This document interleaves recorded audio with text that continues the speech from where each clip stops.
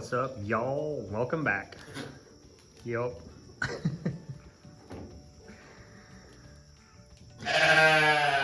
Do I want to be up at 5:40 in the morning? Well, I've been up since 5. I hate 5 o'clock. Y'all, I don't know what you've done in your life, but I'm not a 5 o'clock guy. I'm not a 4 o'clock guy. I've trained for the first 5K I ever did. I was all psyched up. Getting up at like 3:30. Go run 5 miles. Come back home, shower, go to work. But I tell you, I found my sweet spot at 7 a.m. People are like, you don't get up until 7 o'clock in the morning. You should be milking goats at 4 a.m. No, that's not my life. That's not how I roll. 4 a.m. you don't want to be around me. And if I'm up at 4 a.m., you're not gonna want to be around me the rest of the day. So I know 7 a.m. is my sweet spot. I'd rather get up at 7 and work until 1 a.m. than get up at 4 and work until 6 p.m. and get back up at 4 a.m. I just can't do it. So show day, it's an hour-and-a-half drive. We have to be there at 8, so I gotta get up at 5 so I can get everybody taken care of in the morning and then make the drive. Hi, good morning. You just resting, baby. She's not gonna come out of there, but I need to start showing you guys her good days. So when you see her like this, you know, you don't feel quite as bad. Because she's been sitting up in the morning instead of just laying over on her side in there. She's been sitting up here, both legs bent under like a goat should sit, just waiting for me to feed her. Cat, you have already been fed. Hi, babies, watch out. Last lap. Gotta get mama out of there. Gummy, get off my gate. Gummy, you're not the gatekeeper. So guys, unless you have to force yourself out of bed at 4 a.m. every day, there's no point in that to me. And that's not something I'm gonna do just so I can say that I get up at 4 a.m.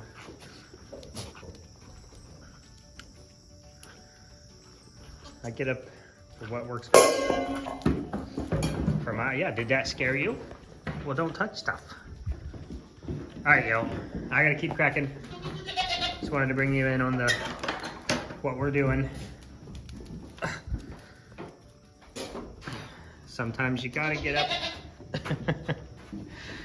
I try to be happy about it since I am up and I have to be up. There's no point being a little whiny butt about it. So just do it. All right, y'all, I guess I should have started that better. It's 5:40 now, but I'm done with goats. I won't do chickens and rabbits until right before we leave.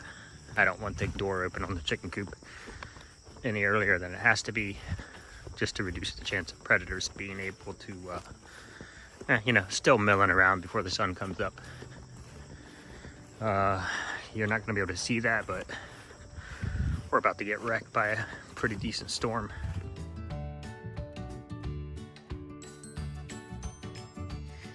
All right, y'all, we just got back from the show. It's, I don't know what time it is, 10. Well, we got back earlier, but I just got around to feeding the girls. My doorknob just snapped off. So what am I doing at 10 o'clock at night? I'm fixing the doorknob, so. Yep. Gotta do what you gotta do when you gotta do it, right? All right, y'all, doorknob fixed. Fortunately, well, when we built the house, they put in these cheap little doorknobs that we didn't like. They were round, and we like a lever handle doorknob, so we had replaced all the doorknobs in the house. So I have a whole bunch of these round ones just laying around. So I was able to just pop one of those in there. Done and done, works great. Ta-da. Doorknob fixed, 5 minutes, no problem. Good morning, babies. Y'all don't look at my floor, it's a mess. And I don't have time to sweep it this morning, and that drives me crazy. But I will get at it this afternoon. The girls are going to spend the day outside anyway because it's nasty, going to be hot today. So, nothing going on with the goats. Everybody's healthy, happy. We might have someone coming tomorrow to pick up one of the boys. And then I potentially have 2 other people interested in coming to pick up a boy. So that'll get us down a few boys. Maybe they'll pick up more than one. We need 6 total. So what's happened? Yesterday's craft show at Frankfurt Sunflower Festival was not good, and I hate it. How to say it? The show was good. The people around us, the other vendors, the host of the show, or the I never know what to call the person that puts on the show, the coordinator, they were fantastic. Everybody was so nice. The whole town is nice. The problem with that for us is it is a small town. It is very rural. It's in the middle of nowhere. I think the whole population of the town is like 1,100 people. And obviously not all 1,100 people came out, which cuts your number down. And then, guys, sometimes it comes down to just number of people per hour that pass your table. And as much as I hate to say we're definitely not going back, I've had hours, like sales hours. I've had sales hours that were better than the whole weekend. No joke. However, I did meet an amazing woman who drove in to see us. Well, she drove into Ohio to meet family for a family reunion, but she came out to see us.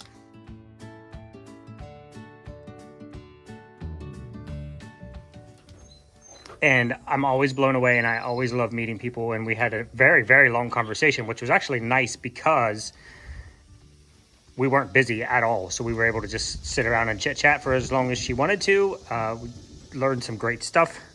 Hopefully she'll watch this video and remember to email me the restaurant of the gentleman who just seems like a stellar guy.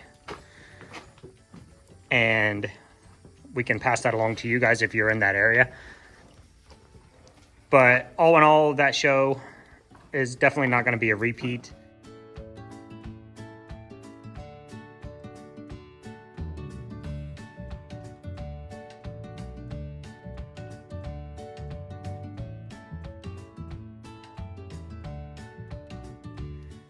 Next weekend we have Bigfoot Festival. I think it's, don't quote me on that. Go to the Facebook page and look at the schedule. But I'm pretty sure it's Bigfoot Festival next weekend. I'm super excited about that. It's very quickly becoming the biggest Bigfoot festival in the country. And last year, the people from the TV show, Hunting Sasquatch or Hunting Bigfoot, I don't know. I don't watch much TV at all, so I don't know. I'm not familiar with that. But they were there, so that'd be kind of cool to meet them and definitely put them on the channel, right? So, Mississippi. Y'all are not wrong. This girl, I do love her. And she is crazy. And she's going to stay crazy. Yep. Hey, keep it real. Look at that face. Even when you're happy, you have a RFB going on. RBF. I love her. Obviously, this one is my favorite. But she is definitely rising up in the ranks very quickly. She's also a little troublemaker because she's taking Tootsie and... Where's the other one? Who else are you taking? Oh, Shirley. She's dragging Shirley and Toots outside the fence. Now, I've got Licorice contained. Licorice doesn't go out anymore, but she started going out originally and dragging the babies with her. But now the babies have figured out how to slip under the double fence without getting shocked. So that's going to be a problem I need to maybe try to address. We're getting ready to switch them back to this pasture anyway.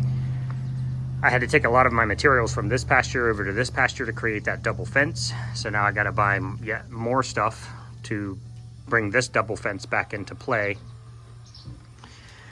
But this morning, guys, I thanks to the person who called me out on, I sigh a lot in my videos, and I think that is a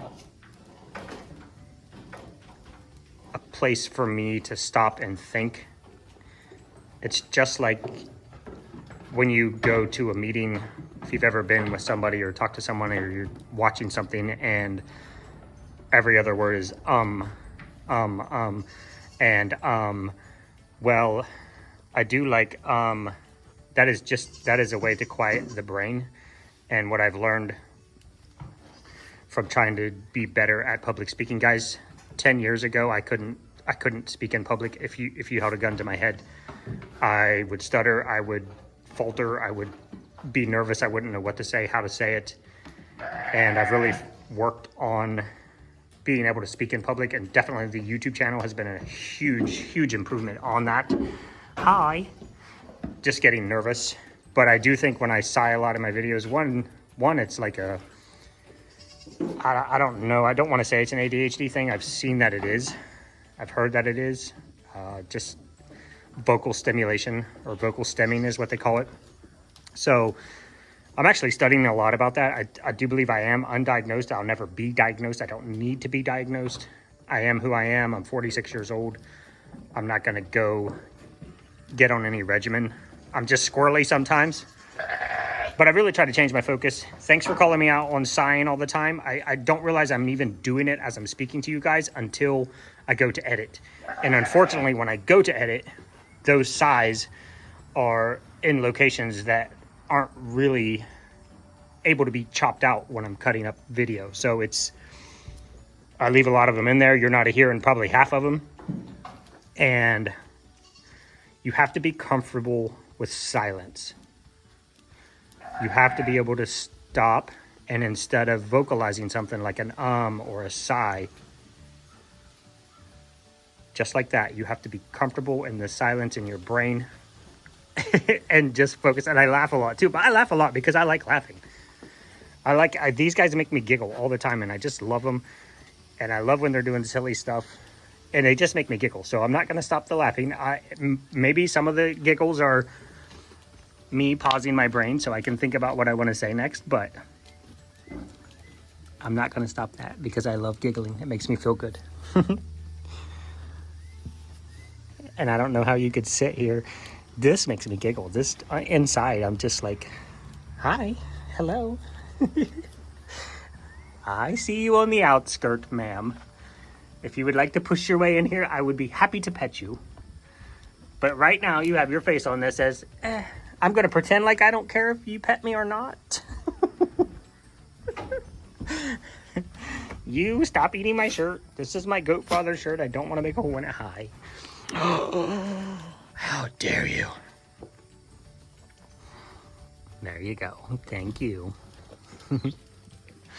Yeah, guys, so this morning, well, a couple of weeks ago when we were at London Strawberry Festival, I was trying to adjust the tent leg with the weight, and I used my left hand instead of my right, and I kind of crisscrossed my back and pulled a vertebrae out again between my shoulder blades, the one that's I've been having trouble with. So on top of that, I had to get up as early as possible this morning, not because I needed to, but because I wanted to be up as soon as the chiropractor office opened so I could call and get an appointment. So I did that, got that situated, feeling great. He got me in line and cracked my neck, which is, if you guys have never had somebody do the thing where they twist your head and crack your neck all the way up, it is literally like crack. I could do that every day. But I say all that to say, that's why I'm not sweeping the floor, because I'm shooting this video because we're getting ready to drive to Aurora, Ohio, which, if anybody knows, that's where SeaWorld used to be in Ohio. That is where we go to get our soap making supplies, and we are pushing it. We're down to the wire. There's no way I can start this week with what raw materials we have left. So we'll be picking up probably 6,000 to 8,000 bars worth of raw material, so we can hopefully, I'm not sure if that'll get us through the rest of the year. It probably will.